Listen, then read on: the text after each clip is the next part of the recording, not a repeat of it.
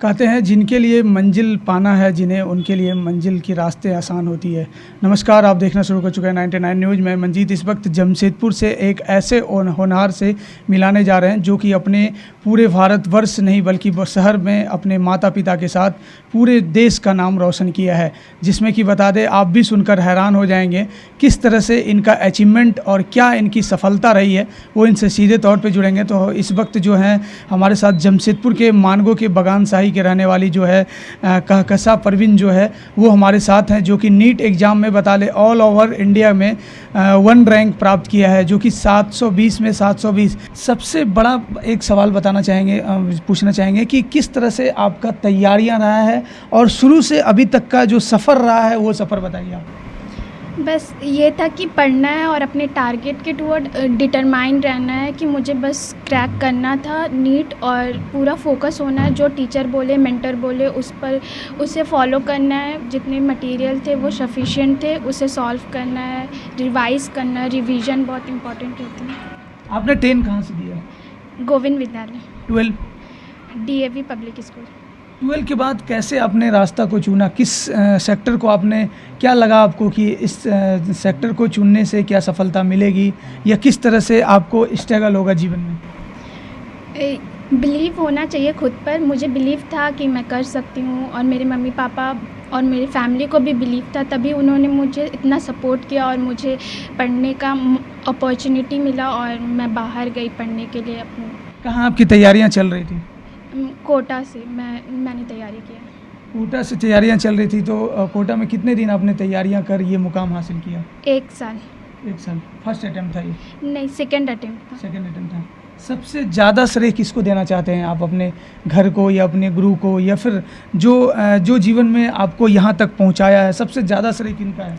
सबसे ज़्यादा श्रेय तो मैं अपने पेरेंट्स को देना चाहूँगी, और फिर उसके बाद मैं मेरे भाई बहन, मेरी बड़ी बहन को भी देना चाहूँगी, और मेरे दोनों भाई को। क्या लगता है, आप तैयारियां जो कर रहे थे, कितने देर की तैयारियां थी? क्या मतलब 24 घंटे होते हैं? कई लोग ऐसे होते हैं 24 घंटे को किस तरह से इस्तेमाल करते हैं। कई लोग उसी 24 घंटे में कहीं ना कहीं उनका मंजिल और ठिकाना जो है वो ढूंढ लेते हैं। हाँ, मैं टाइम तो नहीं देखती थी कि किस टॉपिक को कितने टाइम के लिए पढ़ना है, वो नहीं। मैं टॉपिक वाइज पढ़ती थी। जिस भी टॉपिक में जितना भी टाइम लग जाए, बस उस टॉपिक को कंप्लीट करना, अच्छे से पढ़ना है। फिर भी एक आपका टारगेट होगा कि नहीं, मतलब इतना देर पढ़ाई करना है तभी मेरा ये जो चैप्टर है या फिर ये कोर्स है, जो ये टॉपिक है, कंप्लीट होगा।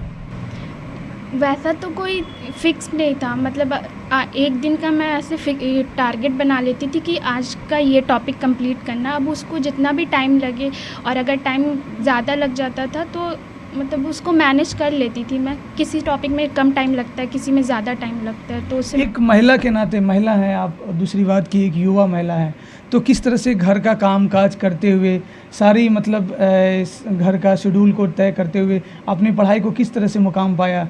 क्या मतलब घर का किस तरह से इन्वॉल्वमेंट था?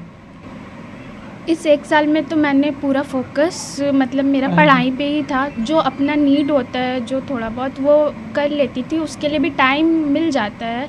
अगर आप डेली पढ़ेंगे तो उससे टाइम मैनेज हो जाता है। आगे क्या तैयारियां रहेगी? आपने ऑल ओवर इंडिया में कितना रैंक लाया? मेरा ऑल इंडिया रैंक तो 1 है, और आगे बस MBBS करना, उसके बाद PG देना है, और फिर उसके हिसाब से जो भी फील्ड में मिलेगा उस फील्ड में जाना है। जो युवाएं या युवती इस तरह से तैयारियां कर रहे हैं, उनको क्या संदेश देना चाहेंगे? खास करके नए, जिनको कि हो सकता है 1 बार या 2 बार या तीसरी बार में अचीवमेंट ना मिला हो, वो मेहनत लगातार कर रहे हैं लेकिन उनको अचीवमेंट ना मिला हो, वो किस तरह से उनको मोटिवेट करते हैं? पहला खुद पर बिलीव होना चाहिए, और मेहनत करो, हार्डवर्क करो। और ऐसा नहीं है सिर्फ यही फील्ड है, बहुत सारे स्कोप है इस दुनिया में। तो आप अगर एक नहीं हो पा रहा है जैसे, पर कोशिश तो करना है। अगर फिर भी नहीं हो पा रहा है तो आप दूसरे फील्ड में भी जा सकते हैं, ऐसा कोई ज़रूरी नहीं। ऐसा कोई टॉपिक बताइए जो कि आपसे सॉर्ट आउट होने में कहीं ना कहीं किसी के सहारा लेना पड़ता था, या फिर वो आपने जैसे कहा कि भाई का मेरा बहुत सपोर्ट रहा, भाई का सहारा, या फिर आपके जो गुरु थे, टीचर थे, उनका सहारा। ऐसा कोई टॉपिक कहीं ना कहीं आपका मामला तो फंसता होगा कि किस तरह से। हाँ, वो केमिस्ट्री में मुझे थोड़ी प्रॉब्लम होती थी, तो मैं अपने भैया से बात करती थी और अपने टीचर्स से डाउट क्लियर करती थी, तो हो जाता था वो। और रिवीजन में ज़्यादा केमिस्ट्री करती थी। एक आपकी लड़की ने एक बहुत बड़ा अचीवमेंट मिला है, ऑल ओवर इंडिया में 1 रैंक, यानी कि समझ सकते हैं एक बहुत ही बड़ी खुशी। आपको किस तरह से खुशी लग रही है? बहुत खुशी लग रहा है, क्या बेहद। क्या आपने कभी सोचा था कि मेरी लड़की यहाँ तक पहुँच पाएगी, इस मुकाम तक? मैंने सोचा था जी। वो सपना साकार हुआ? हाँ हुआ, इसलिए सोचा। ये शुरू से पढ़ने में फर्स्ट थी, अपना क्लास का टॉपर थी, अच्छा। और अपना क्लास में मैट्रिक में टॉप थी। हाँ। चलिए, धन्यवाद।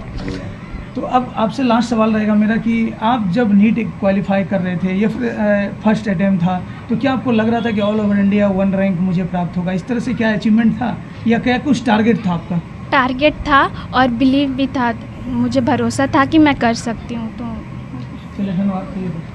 अब आइए, इनके ब्रदर हैं जो कि काफ़ी, इन्होंने कहा कि मेरा जो बड़े भाई हैं उनका काफ़ी योगदान रहा है। क्या योगदान रहा है, क्या इनका श्रेय रहा है, इनसे सीधे तौर पर जुड़ते हैं और 99 न्यूज़ से बात करते हैं। किस तरह से आपका योगदान रहा है इसमें, जैसे कि आपकी सिस्टर ने बताई, और नीट क्वालिफाई करना एक बहुत ही बड़ा अचीवमेंट होता है, तो आपका क्या सहयोग रहा, किस तरह से गाइडलाइंस रहा? पहले तो सबसे पहले आप सबको ये बधाई कि हमारी शहर की लड़की ने टॉप किया है, तो हम सबको बहुत खुशी हुआ ये जान करके कि मेरी छोटी वाली बहन ऑल इंडिया रैंक 1 लाई है। तो पहली तो बात यह है कि जब से मतलब स्टार्टिंग से ही इस पढ़ाई में बहुत अच्छी थी, तो हम लोग को सिर्फ थोड़ा पुश करना था, जो हमने किया बहुत अच्छी थे। जो भी इसको डाउट होता था, कुछ भी होता, तो हम बड़े होने के नाते इसे पूरा हेल्प करते थे। जो भी इसका डाउट रहता था, जो भी पढ़ाई में से दिक्कत होती थी, हम उसको क्लियर करते थे। क्या लगता था आपकी बहन अचीवमेंट ऑल ओवर इंडिया में 1 रैंक 720 में 720, क्या ये मुमकिन था या नामुमकिन था? जब इसका एग्ज़ाम हुआ, जब एग्ज़ाम हॉल से बाहर निकली, तो जैसा इसका एग्ज़ाम गया था, तो उस आपने पूरा वेरीफाई किया? हाँ, जब इसका आंसर की रिलीज़ हुआ था तो हमने चेक किया था, तो हमें पता चल गया था कि 720 के आसपास तो आ ही जाएगा मार्क्स। तो जब एक्चुअल में रिज़ल्ट आया तो 720 और ऑल इंडिया रैंक 1 देख करके हमें और ज़्यादा खुशी हुआ। क्या लगता है आगे किस तरह से और इनको कहाँ तक, किस मुकाम तक पहुँचाना चाहते हैं? बस अब यही कहना है कि ये देश के लिए और पूरी दुनिया के लिए बहुत अच्छा डॉक्टर बने और ज़्यादा से ज़्यादा गरीब लोगों की मदद करे, समझे, जो जितने ज़रूरतमंद लोग हैं उनके हेल्प करे, यही कहना है बस। और एक और चीज़ कहना है कि आजकल के माशरे में खासकर मुस्लिम लोगों के साथ क्या होता है कि अपने बच्चे को मतलब 10th कर लिए, 12th कर ली, बस वहीं तक सीमित रखना है, उसके आगे पढ़ने अलाउ नहीं करते। तो मेरा यही कहना है कि जितने भी मुस्लिम फैमिली है वो अपने बच्चे को, खासकर बच्चियों को ज़्यादा से ज़्यादा पढ़ाए, ज़्यादा से ज़्यादा लिखाए, ताकि वो भी आगे जा कर के अपने परिवार के, अपने देश का और पूरे मज़हब का नाम रोशन करे। चलिए, धन्यवाद। तो देख रहे थे कि किस तरह से काशकफा जो थी वो लगातार हमारे साथ जुड़े हुए थे। उन्होंने अपनी कहानी पूरी बताई कि किस तरह से नीट क्वालिफाई की, और नीट एग्ज़ाम क्वालिफाई करने के बाद उनकी एक लंबी कहानी थी, लंबी सफ़र थी, किस तरह से उनका घर का सपोर्ट मिला और एक अच्छे देश दुनिया के डॉक्टर्स के रूप में वो काम करना चाहती है, जो कि शायद किस तरह से ये काम करना चाहती है वो पूरी तरह से आपने कहानी सुना होगा, और आगे इनका क्या लक्ष्य है वो भी सुना होगा। इस तरह से खास करके नए युवाओं के लिए क्या संदेश इन्होंने दिया वो भी आपने सुना होगा। तब तक के लिए देखते रहिएगा 99 न्यूज़। मैं मंजीत, जमशेदपुर से।